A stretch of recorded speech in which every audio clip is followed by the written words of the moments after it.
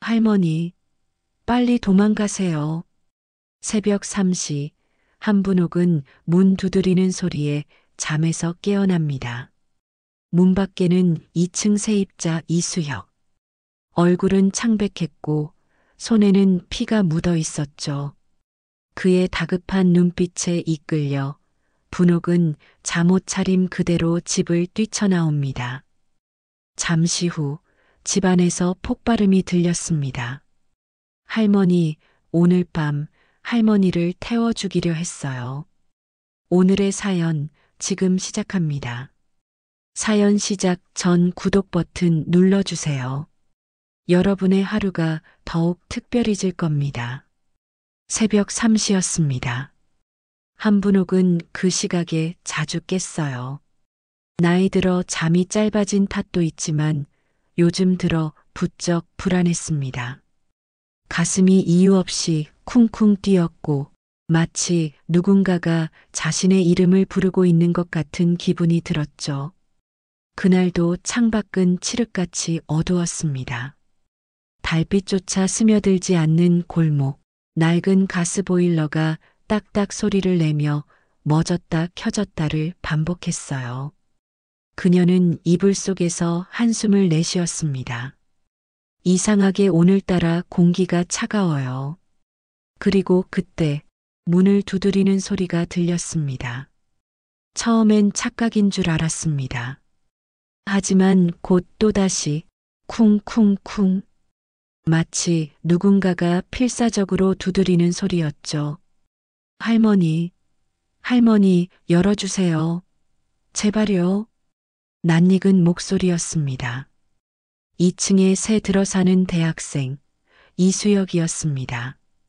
그녀는 놀라서 침대에서 몸을 일으켰어요.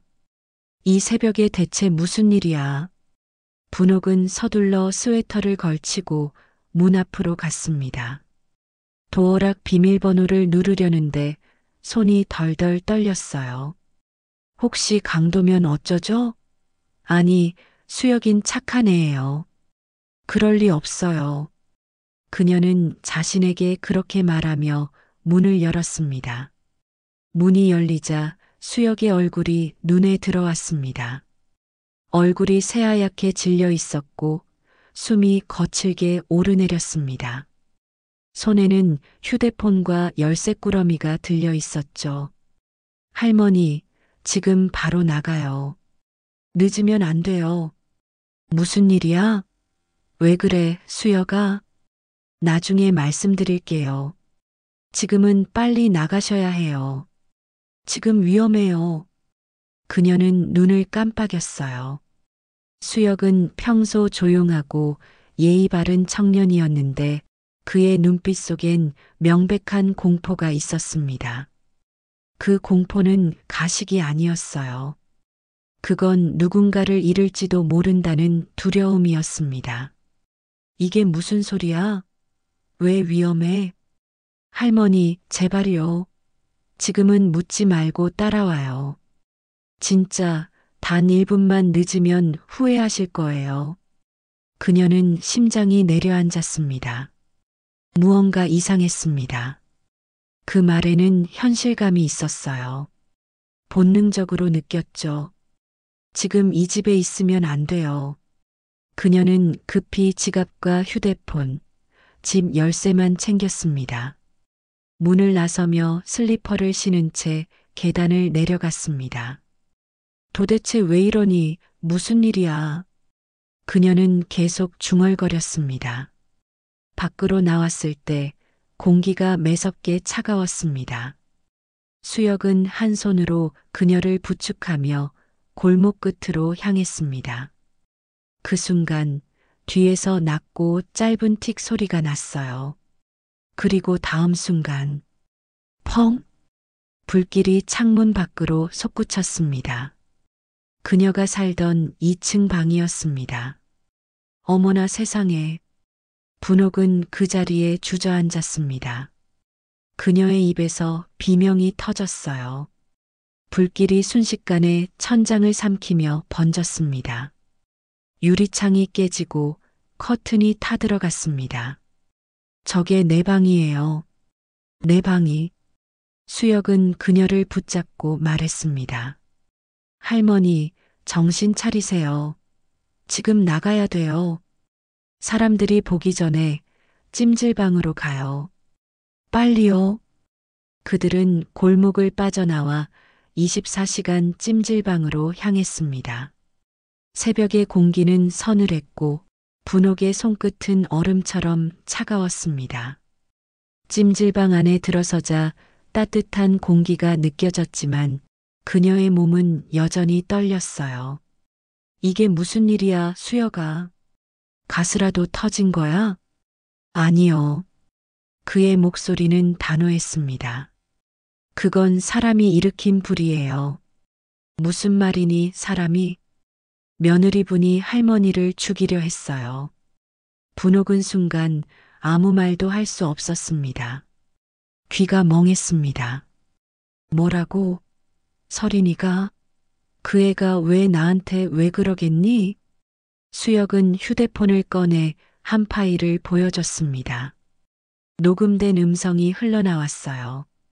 낯익은 목소리, 부드럽고 조용한 며느리의 목소리. 불이 나도 이상하지 않게 처리해야 돼요. 그 노인은 이제 정리해야 해요. 보험금은 당신 계좌로 넣을게요.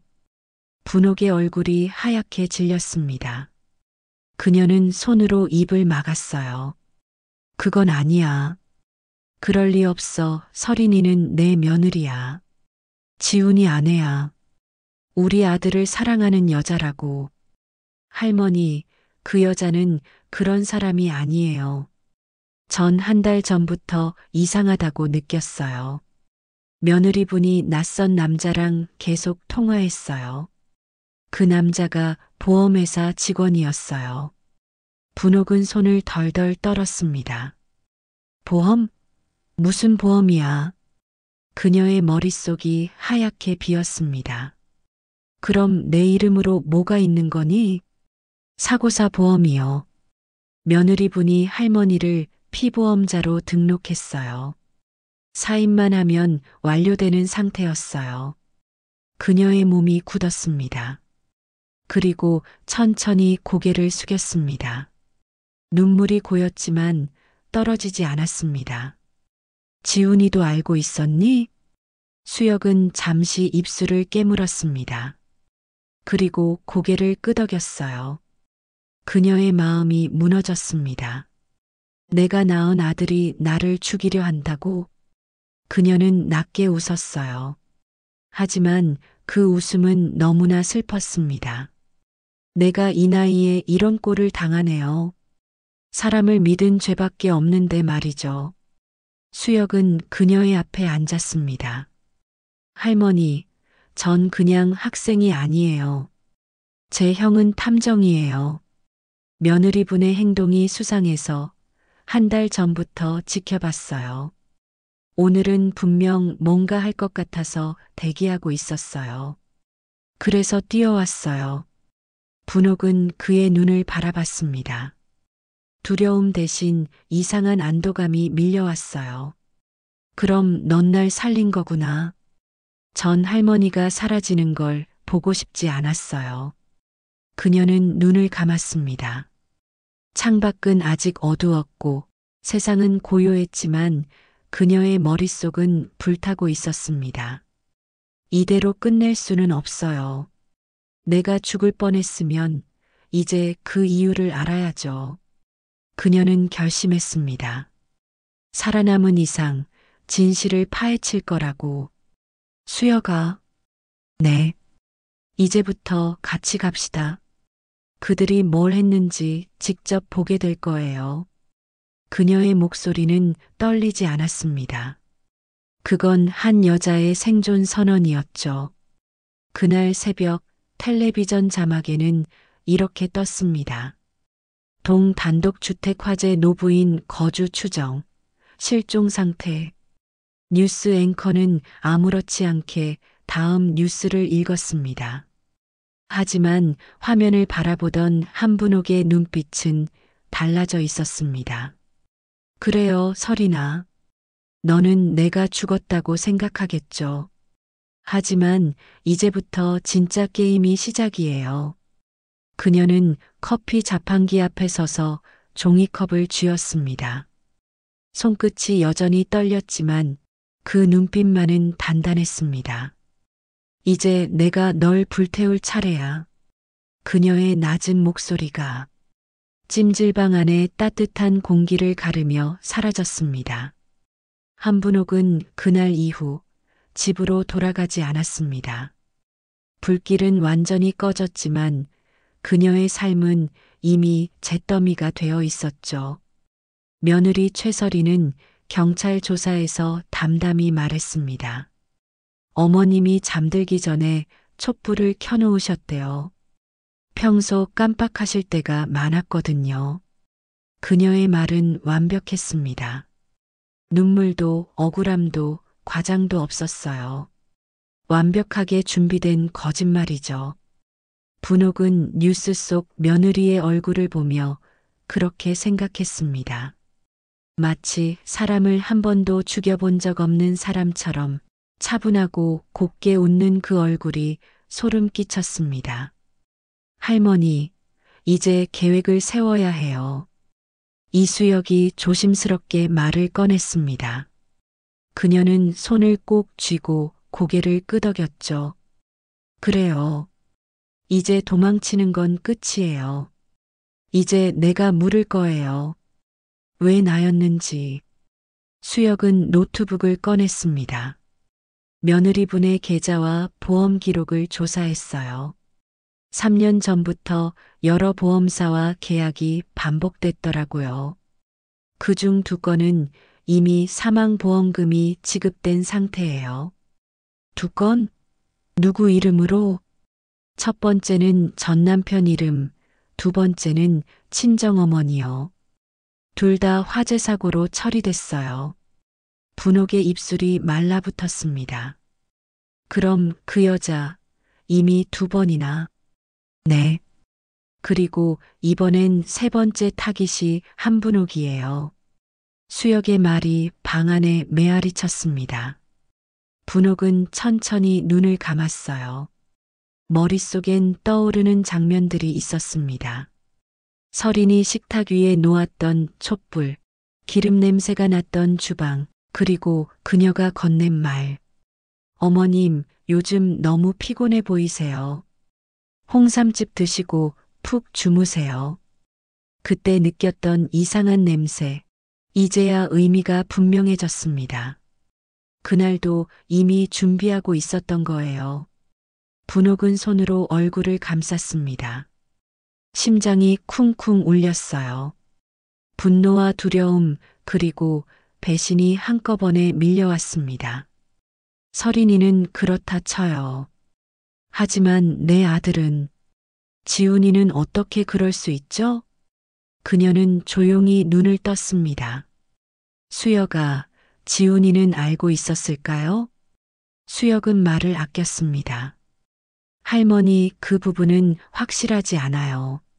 하지만 그가 서류에 도장을 찍은 건 사실이에요. 며느리분 혼자선 보험 계약을 못해요.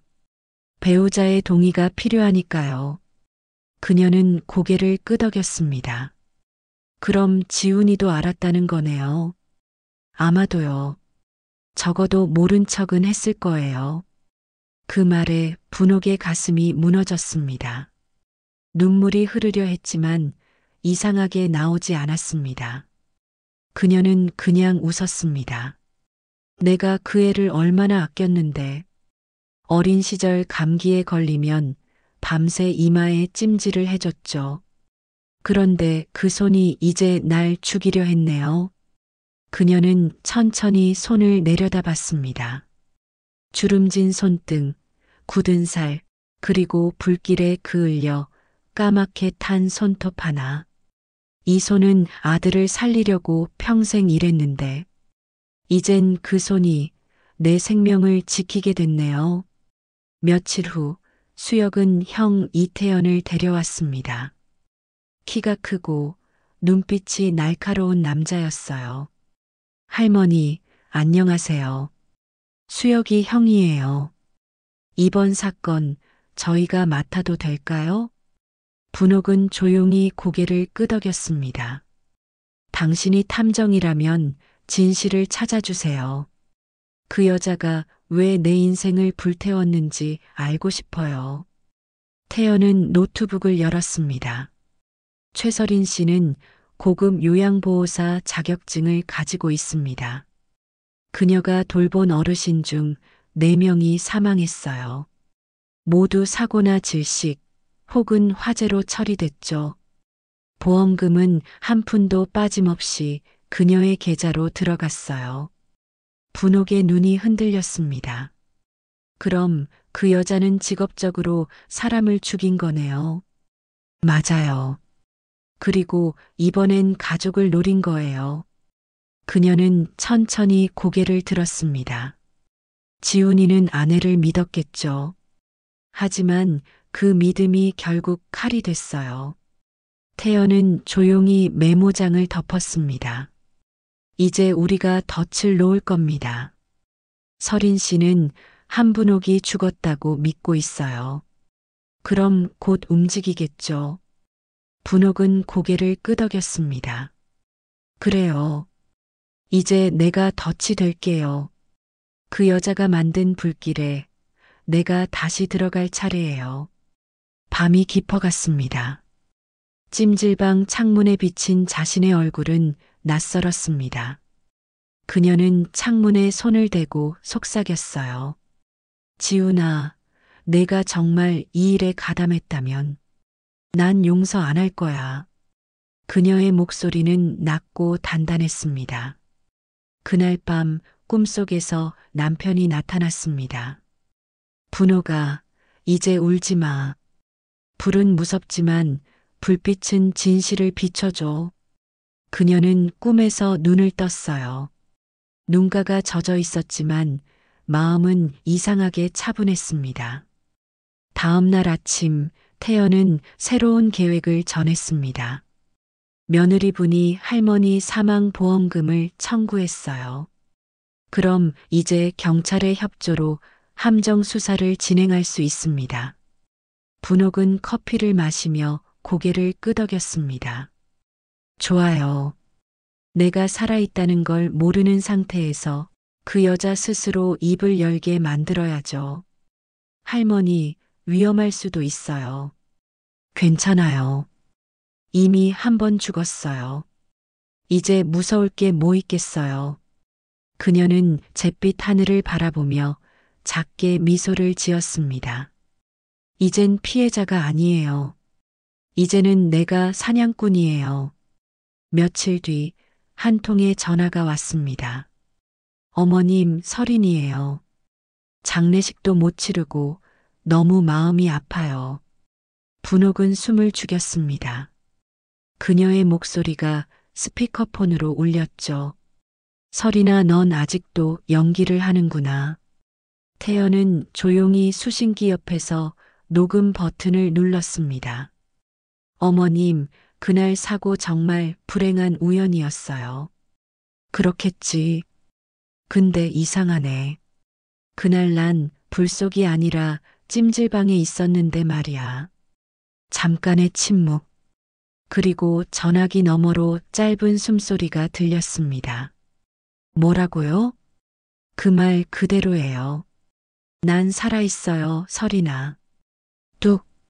전화를 끊은 뒤 분옥은 미소를 지었습니다. 이제 곧 진짜 얼굴을 보겠네요. 그녀는 수혁을 돌아봤습니다. 수혁아, 넌 왜 나를 도왔니? 할머니, 제 엄마도 저런 사람이었어요.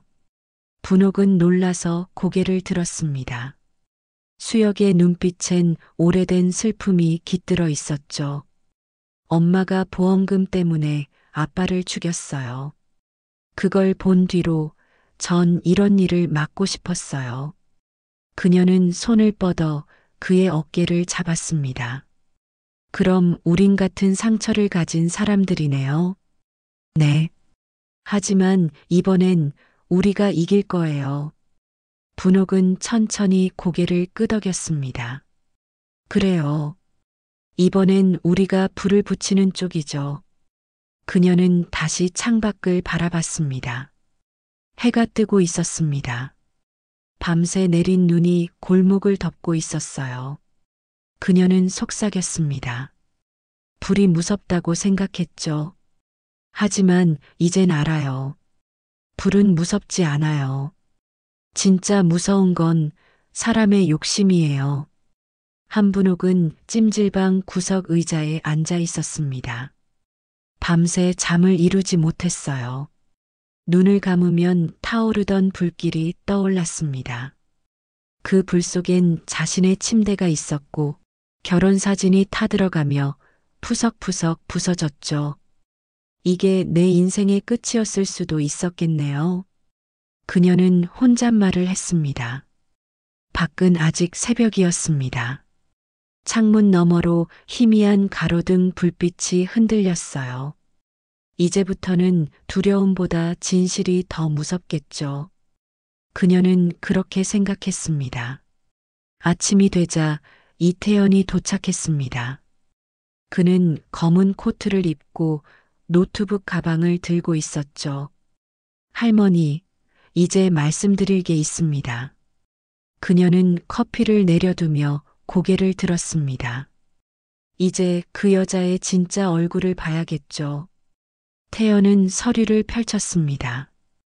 그 안에는 오래된 사망신고서, 보험 내역서, 그리고 신문 스크랩 몇 장이 들어 있었습니다. 이건 최설인 씨의 전 남편 기록입니다. 2013년 교통사고로 사망. 당시 가입된 보험금은 2억 원. 수혜자는 설인 씨. 그녀는 손끝이 저릿했습니다. 그리고 2016년 설인 씨가 요양보호사로 일하던 집의 어르신이 사망했어요. 화재 사고였고 보험금 1억이 지급됐죠. 분옥은 침묵했습니다. 말을 하려 했지만 목이 메어 나올 수가 없었어요. 그녀는 단 한 사람만을 믿었죠. 아들 지훈의 아내. 자식처럼 생각했던 그 여자가 이제 살인자의 이름으로 서류에 적혀 있었습니다. 할머니, 이건 우연이 아니에요. 그 여자는 보험 사기꾼이에요. 그리고 이번이 세 번째 타깃이었죠. 피보험자 이름 한분옥. 그녀의 손에서 커피잔이 떨어졌습니다. 바닥에 닿은 잔이 쨍 소리를 냈죠. 그녀는 멍하니 바닥을 바라봤습니다. 그럼 그 여자는 내가 아들을 키워서 만들어준 인생을 이용해서 날 죽이려 한 거네요. 그렇습니다. 태연은 조용히 고개를 끄덕였습니다. 그리고 지훈 씨도 서류에 도장을 찍었습니다. 뭐라고요? 피보험자의 가족 동일안에 박지훈 씨의 서명이 있었습니다. 그녀는 숨을 삼켰습니다. 가슴이 찢어질 듯 아팠습니다. 손으로 입을 가렸지만 떨리는 숨소리가 새어나왔어요. 내가 낳은 애가 결국 날 파는데 도장을 찍었단 말이죠. 태연은 아무 말도 하지 않았습니다. 그녀가 스스로 이 말을 받아들일 시간을 주고 싶었어요. 분옥은 고개를 떨군 채 한참을 앉아 있었습니다. 이게 현실이에요. 이게 내가 만든 가족의 얼굴이에요. 그날 오후 수혁은 작게 울리는 무전기를 들고 다가왔습니다. 할머니, 함정 수사 허가가 났어요. 그럼 이제 그 여자를 잡을 수 있는 거죠? 네. 하지만 함정에 빠뜨리려면 할머니가 직접 나서야 해요. 그녀는 눈을 감고 숨을 고르더니 고개를 끄덕였습니다. 좋아요. 이제 숨지 않을 거예요. 며칠 후 덫이 준비됐습니다. 한분옥 향년 73세 발인 2월 16일. 가짜 부고가 지역 온라인 커뮤니티에 올랐습니다. 뉴스 속에선 동주택 화재, 노모 사망 추정, 이라는 자막이 반복 재생되고 있었죠. 태연은 모니터를 바라보며 말했습니다. 그 여자는 이걸 본 순간 움직일 겁니다. 보험금을 청구하기 위해서. 정확했습니다. 이틀 뒤 최설이는 보험회사에 전화를 걸었어요. 남편의 어머니가 돌아가셔서요. 필요 서류는 제가 직접 제출하겠습니다. 그 통화 내용은 전부 녹음되고 있었습니다. 태연이 미소를 지었습니다. 이제 한 발 남았어요. 할머니가 살아있다는 걸 보여줘야 해요. 밤이 되자 분옥은 조용히 차 안에 앉아 있었습니다. 손에는 낡은 우산이 쥐어져 있었고 무릎 위엔 그녀가 직접 쓴 쪽지가 놓여 있었죠. 불은 사라지지만 죄는 남아요. 그녀는 그 쪽지를 설인에게 전할 생각이었습니다. 수여가 정말 괜찮을까? 괜찮아요. 경찰이 근처에 대기 중이에요. 이번엔 절대 실패 안 해요. 그날 밤 9시 차 문이 열렸습니다. 검은 코트를 입은 여자가 조심스레 들어섰어요. 어머님? 그녀의 목소리가 떨렸습니다. 그래, 나야. 살아계셨네요. 세상에, 정말 다행이에요. 다행이라고? 내가? 분옥의 입가에 미묘한 웃음이 스쳤습니다. 그날 불 누가 냈을까? 저도 몰라요. 가스가 샌 줄도 몰랐어요. 거짓말. 그녀는 단호하게 잘라 말했습니다. 너 그날 내 방 창문 열어놨지. 불붙은 방향이 거기서 시작됐어. 설인의 얼굴이 굳었습니다. 어머님, 오해세요. 오해라? 그녀는 천천히 자리에서 일어났습니다. 넌 내 아들을 이용했지. 사랑이 아니라 돈이었잖아. 어머님, 그만 설이나. 다 녹음되고 있어. 그녀는 주머니에서 녹음기를 꺼냈습니다. 불도 보험도 다 내 입에서 나왔어. 그 순간 문 밖에서 플래시가 터졌습니다. 경찰이 들이닥쳤고 설이는 비명을 질렀습니다. 이건 조작이에요. 함정이에요. 그래. 함정이지. 하지만 내가 파놓은 함정에 내가 빠졌을 뿐이야. 최설이는 현장에서 체포됐습니다. 그러나 분옥의 표정은 결코 시원하지 않았어요. 경찰차에 태워지는 설인이 외쳤습니다. 지훈이도 알았어. 나 혼자 아니야. 그 한마디에 그녀의 심장이 멈췄습니다. 뭐라고? 지훈이가?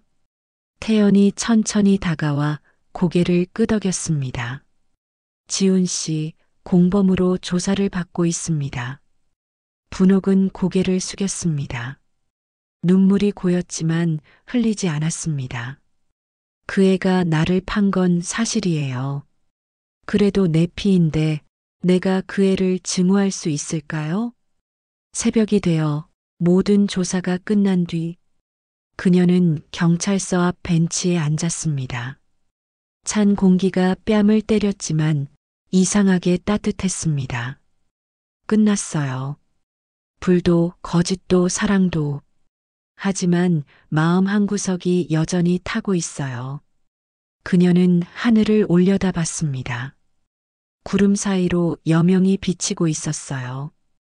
태연이 다가와 말했습니다. 할머니, 이젠 쉬셔야 해요. 그래요. 이제 좀 쉬어야겠죠. 하지만 잠은 안 올 거예요. 그녀는 미소를 지었습니다. 이젠 불이 무섭지 않아요. 오히려 불빛이 고마워요. 그 불이 진실을 밝혀줬으니까요. 그날 저녁 신문 일면에는 이렇게 적혀 있었습니다. 보험금 노린 살인사건, 시어머니의 용기로 검거. 분옥은 기사를 접어 조용히 품에 넣었습니다. 그녀의 눈빛은 고요했지만 깊었습니다. 이제 진짜 복수를 시작해야겠네요. 복수요? 수혁이 물었습니다. 그래요. 이제 그들의 죄는 밝혀졌지만 내 마음은 아직 불타고 있잖아요. 그 불을 식히는 건 내가 다시 살아가는 거예요. 그녀는 그렇게 말하고 창밖에 가로등 불빛을 바라보았습니다. 이제 불은 나를 태우지 않아요. 이제 내가 불이 됐어요. 한분옥은 다시는 불을 피우지 않았습니다. 그녀에게 불은 이제 사건이었고 동시에 심장이었어요. 불이 타올라야만 진실이 드러났고 불이 꺼져야만 사람의 얼굴이 보였죠. 그녀는 여전히 찜질방 한켠에서 지냈습니다. 다리가 저리고 허리가 쑤셔도 어둠 속에서 혼자 있는 것이 오히려 편했습니다. 밤마다 들리는 난방기 소음은 이제 그녀의 심장 박동처럼 들렸죠. 조용할수록 세상이 선명해져요. 이젠 누가 나를 속이는지 다 들려요. 며칠 뒤 이태연이 서류 봉투를 들고 왔습니다. 그의 표정은 단호했습니다. 할머니, 공판 준비가 끝났습니다. 하지만 최설인 씨가 여전히 모든 걸 부인하고 있어요. 분옥은 커피를 한 모금 마시며 물었습니다. 지훈이는 묵비권을 쓰고 있습니다. 검찰 쪽에서 공범으로 기소할 가능성이 높아요. 그녀의 손이 잠시 멈췄습니다. 그래요. 이제 그 애도 불 속에서 나와야죠. 그녀는 말끝을 삼켰지만 눈빛은 흔들리지 않았습니다. 그 애가 날 판 건 사실이에요. 그래도 내 피잖아요. 피는 미워해도 타서 없애진 못하죠. 태연이 조심스럽게 말을 이었습니다. 설인 씨가 오늘 저녁에 당신 집 근처를 다시 찾을 겁니다. 보험회사 서류 문제 때문이라며 대리인과 접촉했어요. 아마 마지막으로 확인하러 오겠죠. 그녀는 천천히 고개를 끄덕였습니다. 좋아요. 이번엔 내가 기다릴게요. 그날 밤 공기는 매섭게 차가웠습니다. 달빛조차 얇게 깎인 칼날처럼 골목을 베고 있었죠. 분옥은 오래된 코트를 걸치고 무너진 자기 집 마당으로 걸어갔습니다. 검게 그을린 벽, 타버린 커튼, 그 위에 희미하게 남은 냄새. 이 냄새가 아직 남아있네요. 죽음의 냄새. 하지만 오늘은 복수의 냄새가 될 거예요. 수혁의 목소리가 무전기로 들려왔습니다. 할머니, 위치 확인됐습니다. 그 여자가 골목 안으로 들어왔어요. 문 열어놨어요. 들어오게 두세요. 그녀는 담담하게 대답했습니다. 문이 열렸습니다. 설인이 조심스레 들어섰습니다. 그녀의 코트 끝자락이 바닥에 재를 스쳤습니다. 어머님 정말 살아계셨네요. 그녀의 목소리는 떨리고 있었지만 눈빛은 여전히 계산적이었습니다. 그래. 불 속에서 널 얼마나 원망했는지 알아? 전 그런 의도가 아니었어요. 가스가 샌 줄도 몰랐어요. 그럼 그날 내가 남긴 이건 뭐죠? 분옥은 작은 녹음기를 탁자 위에 올려놨습니다. 오늘 밤엔 확실하게 처리해야 돼요. 불이 나도 이상하지 않게요. 녹음된 목소리가 방 안을 울렸습니다. 설인의 얼굴이 하얗게 질렸습니다. 이건 조작이에요. 그래요? 그럼 경찰 앞에서 말해요. 어차피 다 듣고 있을 테니까. 그녀가 말을 끝내기도 전에 벽장 뒤쪽에서 플래시 불빛이 켜졌습니다. 태연과 형사들이 들어섰죠. 최설인 씨, 당신을 살인미수 및 보험 사기 혐의로 체포합니다. 설인은 소리쳤습니다. 지훈이도 알았어요. 나 혼자 아니야. 그 사람도 같이 계획했어요. 분옥의 심장이 철렁 내려앉았습니다. 그녀는 순간 아무 말도 하지 못했어요. 지훈이가? 형사는 짧게 대답했습니다. 맞습니다. 박지훈 씨 공범으로 체포됐습니다. 그녀는 주저앉았습니다. 손끝이 떨리고 가슴이 무겁게 내려앉았죠. 내가 낳은 아들이 결국 날 팔았군요. 불길보다 뜨거운 건 피였어요. 그 피가 나를 태웠어요. 형사들이 서린을 끌고 나가자 그녀는 천천히 일어섰습니다. 그래요, 서린아. 내가 불을 질렀지만 결국 그 불은 내 죄를 태운 거야. 서린은 뒤를 돌아보며 절규했습니다. 당신도 언젠가 알 거예요. 사람은 누구나 자기 이익을 위해 타요. 불은 누구나 품고 있어. 그녀의 외침이 골목을 울렸습니다. 분옥은 그 자리에 서서 잔불처럼 흔들리는 불빛을 바라봤습니다. 맞아요. 불은 누구에게나 있죠. 하지만 나는 그 불을 사람을 살리는 데 쓸 거예요. 며칠 후 재판정. 최설이는 검은 수의를 입고 앉아 있었습니다. 그 옆에는 박지훈이 고개를 숙이고 있었죠.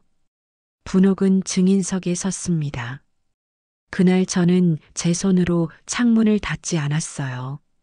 누군가 대신 열었죠.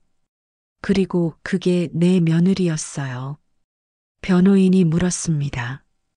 확실합니까? 확실해요. 그날 밤 불길보다 강한 향수 냄새가 났어요. 그건 그 애가 뿌린 냄새였죠.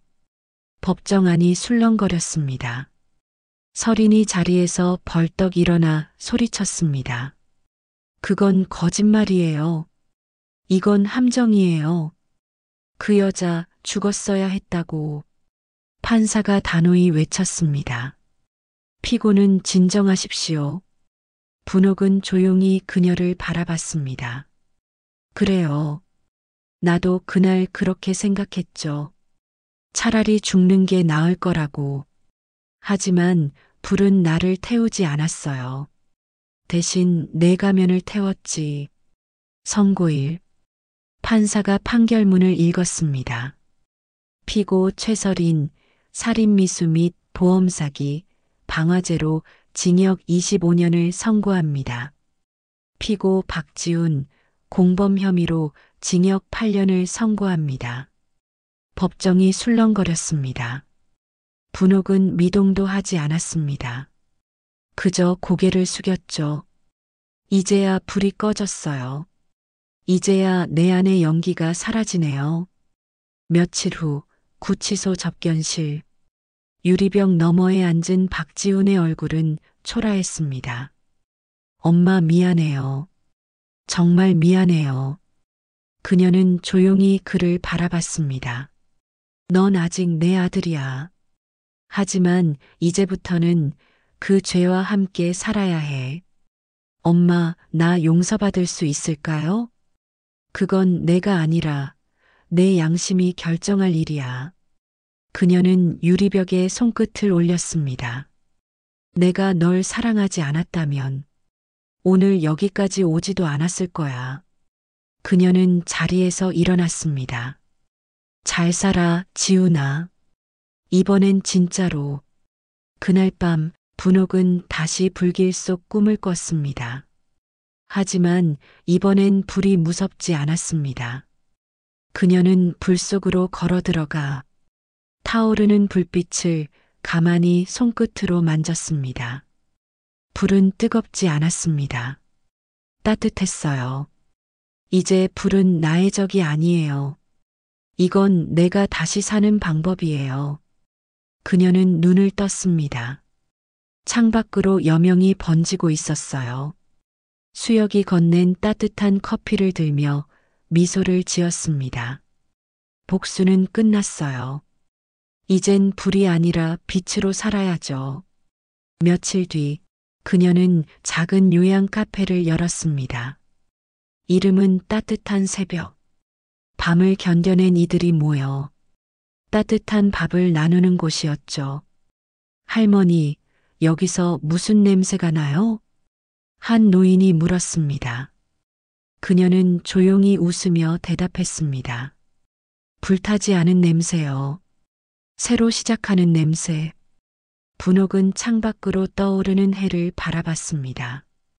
이제야 진짜 새벽이에요. 그녀의 얼굴엔 잿빛이 아닌 빛의 온기가 남아 있었습니다. 그날 이후 한분옥은 불을 피우지 않았습니다. 그녀에게 불은 더 이상 위험이나 공포가 아니라 살아남은 자의 기억이었습니다. 불이 타오를 때마다 그녀는 되묻곤 했습니다. 왜 나였을까? 왜 그들이었을까? 그러나 이제는 그 이유조차 중요하지 않았습니다. 중요한 건 살아남았다는 사실이었죠. 사건이 끝난 지 석 달, 그녀는 서울 외곽의 작은 골목에 자리를 잡았습니다. 간판 없는 카페, 따뜻한 새벽.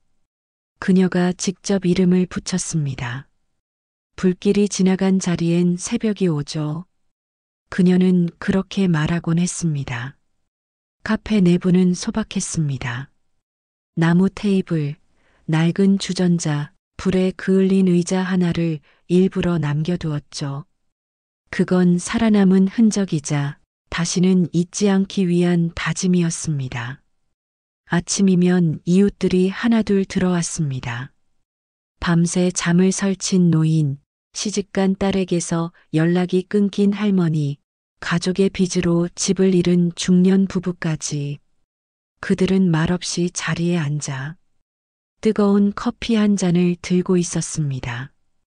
분옥은 그들에게 따뜻한 밥과 미소를 내어줬습니다. 여긴 손님이 오는 곳이 아니에요. 살아남은 사람들이 다시 숨 쉬는 곳이에요. 그녀의 말에는 꾸밈이 없었습니다. 늦은 오후 문이 조용히 열리며 익숙한 목소리가 들렸습니다. 할머니, 저예요. 이수역이 들어왔습니다. 이제는 정장을 입은 청년이 되어 있었죠. 그녀는 반가운 미소로 그를 맞았습니다. 그래, 우리 수역이 잘 지냈어요? 네. 이제는 제 이름으로 된 탐정사무소를 열었어요. 형이랑 같이요. 첫 수임료도 받았고요. 그래요? 그럼 그 돈으로 커피 한 잔 사요. 그들은 웃었습니다. 커피 향이 은은하게 퍼졌고 그 향은 오래된 고통마저 덮는 듯 했죠. 수역은 잔을 들며 조심스레 물었습니다. 할머니, 아직도 불이 생각나세요? 그녀는 잠시 창문 밖을 바라봤습니다. 그럼요. 매일 떠올라요. 하지만 이제 그 불이 나쁘게 느껴지지 않아요. 불은 나를 태웠지만 동시에 깨우기도 했어요. 그녀는 잔잔히 웃었습니다. 난 불 속에서 태어난 사람이에요. 그걸 부끄러워할 필요는 없죠. 수역은 그 말에 아무 말도 하지 못했습니다. 그녀의 얼굴에는 세월의 주름과 함께 이상한 평화가 깃들어 있었습니다. 그날 저녁 비가 내리기 시작했습니다. 빗소리는 유리창을 두드렸고 분옥은 그 소리를 들으며 조용히 설거지를 했습니다. 불 대신 물이 흐르고 있었죠. 그녀는 그 소리를 듣는 게 좋았습니다. 그때 문이 열리며 낯선 여자가 들어왔습니다. 손에는 젖은 봉투가 들려 있었죠. 혹시 여기 불에서 살아남은 사람들이 모인다는 곳 맞나요? 그래요.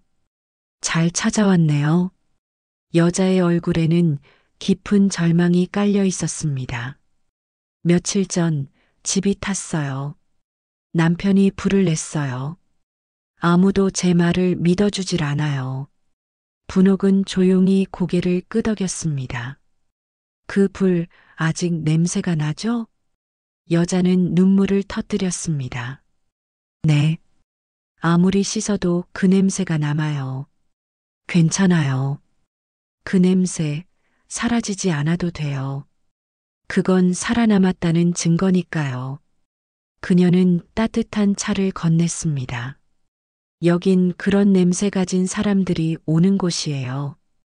불을 두려워하지 않아도 되는 곳이죠. 밤이 깊었습니다. 모든 손님이 돌아가고 카페엔 분옥 혼자 남았습니다. 그녀는 의자에 앉아 창밖을 바라봤습니다. 젖은 아스팔트 위로 가로등이 반짝였고 그 불빛이 물 위에서 흔들리고 있었죠. 그녀는 손가락으로 그 빛을 따라 그었습니다. 불빛은 불보다 오래 가요. 이제 내가 남길 건 이거예요. 탁자 위에는 낡은 성냥갑이 하나 있었습니다. 그녀는 그것을 열었습니다. 안에는 단 한 개비의 성냥이 남아 있었습니다. 그녀는 조용히 성냥개비를 꺼내 들었죠. 이건 복수의 불이 아니에요. 이젠 기억의 불이에요. 그녀는 성냥을 부러뜨렸습니다. 탁! 작은 소리와 함께 어둠이 완전히 꺼진 듯 했죠. 하지만 이상하게도 그녀의 마음속은 환했습니다. 며칠 후 신문 구석에 조그만 기사가 실렸습니다.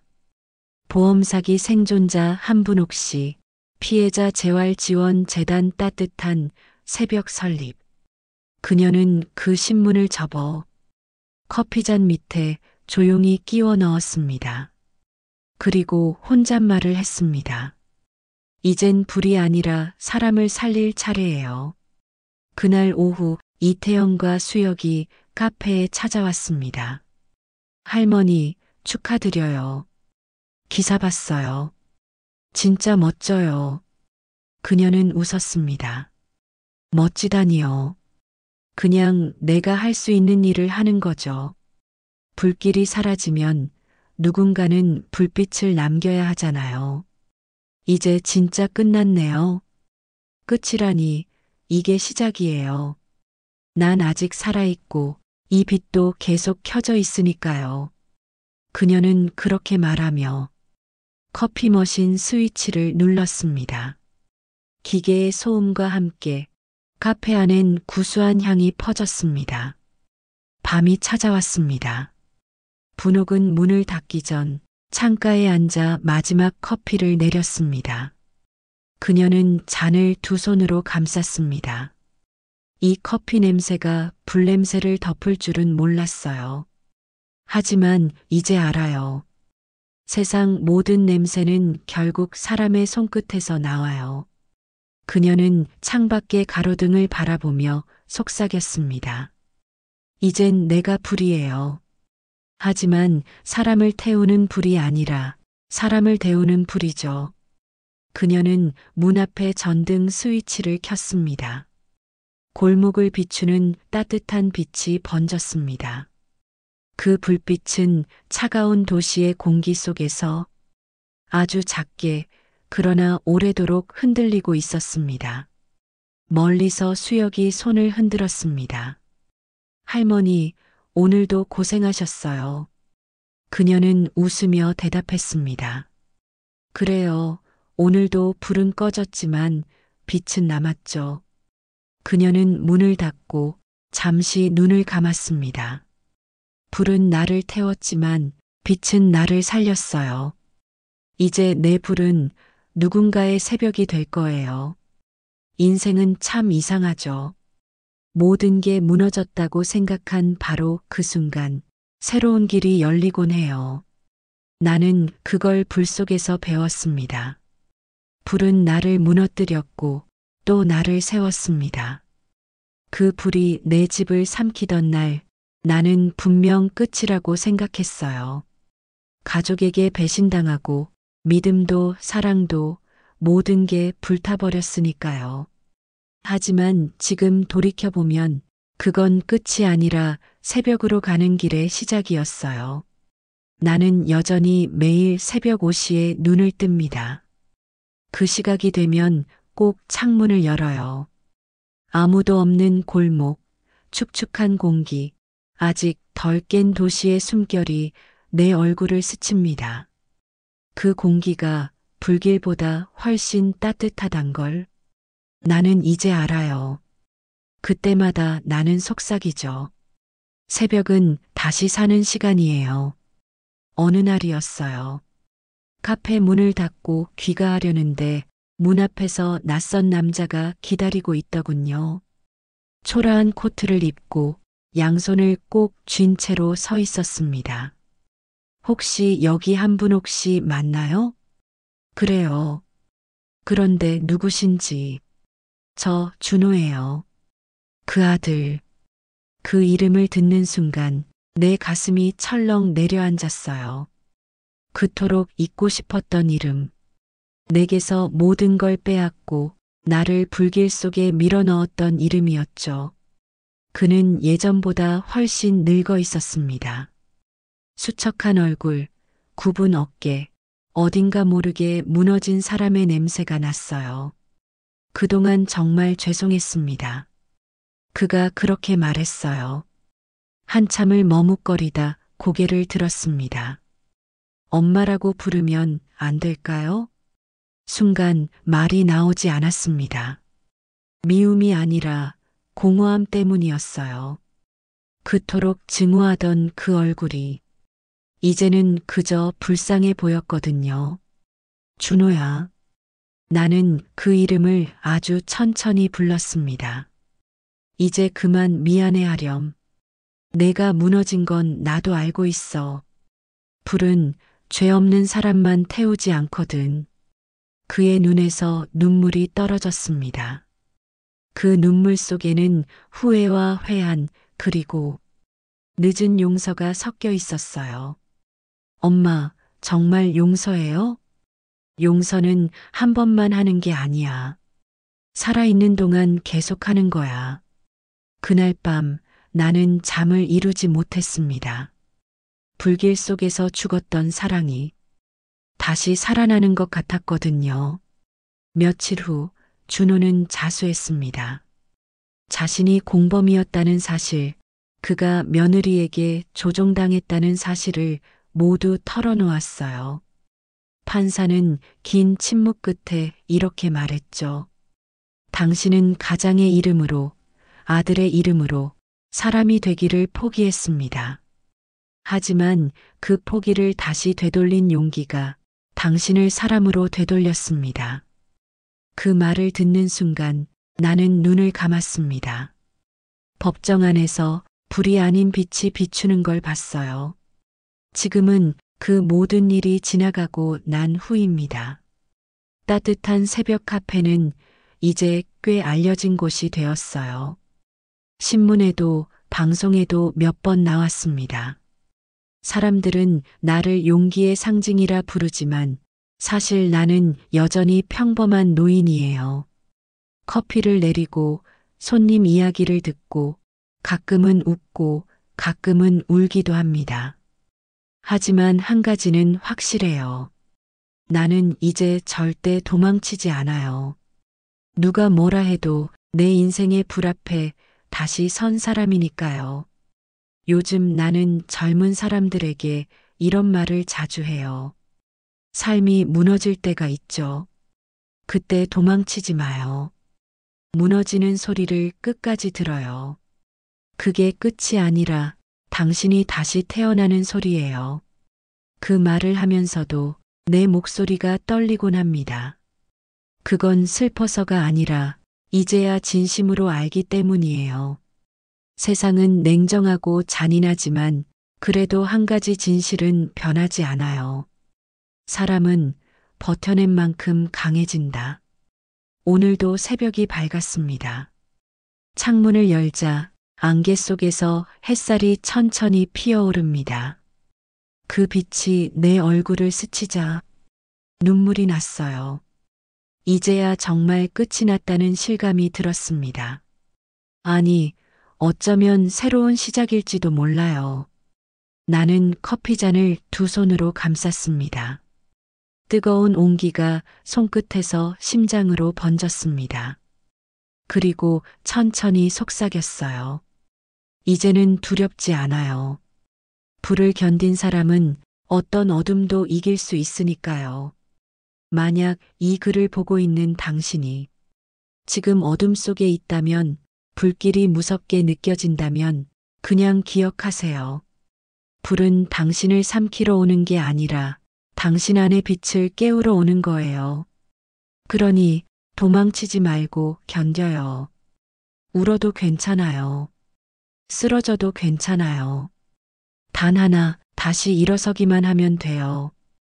이제 나는 진짜 새벽을 맞았습니다. 불은 사라졌고 내 안엔 오직 빛만 남았어요. 이 이야기는 누구에게 복수를 한 여자의 이야기가 아니라 다시 살아난 한 인간의 이야기입니다. 나는 여전히 불을 기억합니다. 하지만 더 이상 두렵지 않아요. 그 불이 내게 말해줬거든요. 너는 끝난 게 아니라 이제 시작이야. 그래요. 나는 이제 시작이에요. 그리고 당신도 시작할 수 있어요. 불을 건너면 새벽이 옵니다. 그게 내 인생이 가르쳐준 단 하나의 진리예요. 오늘의 사연 어떠셨나요? 새벽 3시, 단 한 번의 문 두드림이 한 사람의 인생을 바꿨습니다. 가족의 배신 속에서도 포기하지 않았던 한 노인의 용기. 그건 복수 이상의 이야기였죠. 이야기가 마음에 남았다면 구독 버튼 눌러주세요. 다음 사연은 또 다른 새벽의 진실로 찾아옵니다.